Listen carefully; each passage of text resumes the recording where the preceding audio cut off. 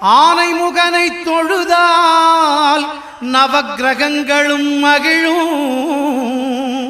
நல்லதே நடக்கும், நல்லதே நடக்கும்.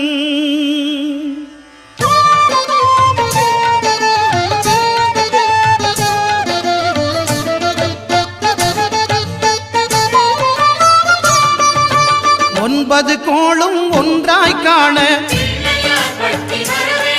அங்கு கற்பகம் என்னும் கடவுளின் மெய்யில் ஒன்பது கோளும் ஒன்றாய் காண அங்கு கற்பகம் என்னும் கடவுளின் மெய்யில்